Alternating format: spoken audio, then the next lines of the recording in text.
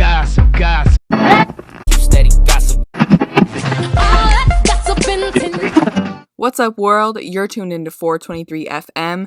You already know we've got you covered with your daily dose of celebrity drama. Now let's get into it.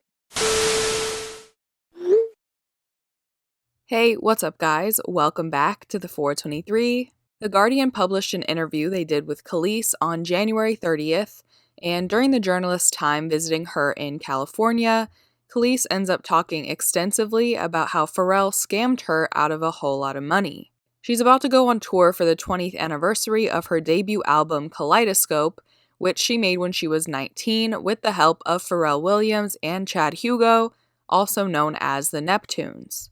In this new interview, Kelis explains how she fell victim to what a lot of young artists in the industry do, signing contracts that they don't necessarily understand. But instead of a label ripping her off and taking all her money, it was the Neptunes who she considered to be her friends.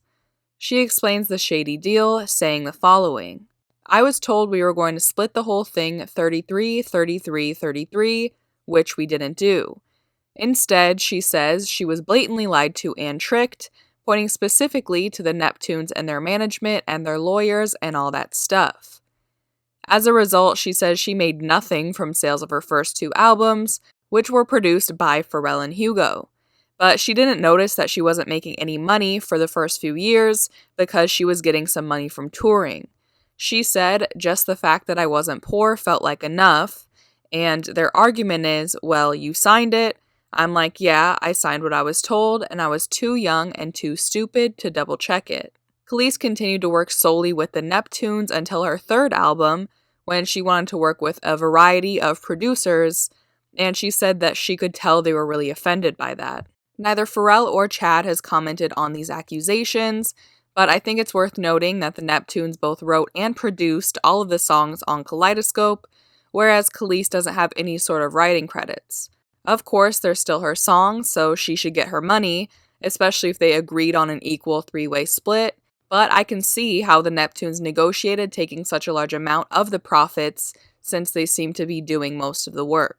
In this same interview, Kelis also talks about her previous claims that her first husband, Nas, was abusive. She first went public with the allegations back in 2018, and Nas still denies ever abusing her, but she goes even deeper into those stories within this interview.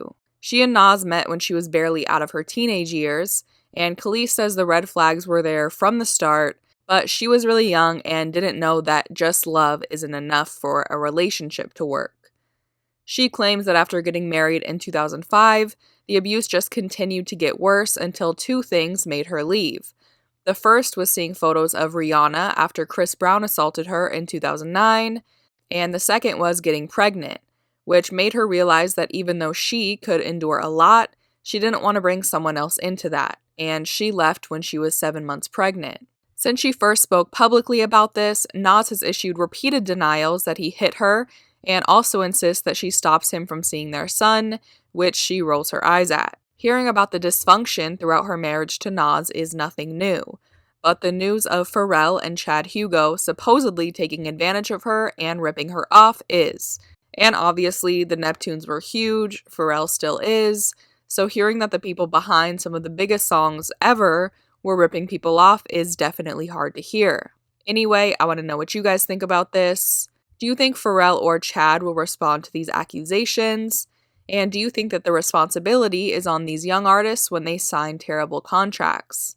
Leave your thoughts down below in the comments, subscribe to the 423 for more videos, and if you like this one, just give it a quick thumbs up.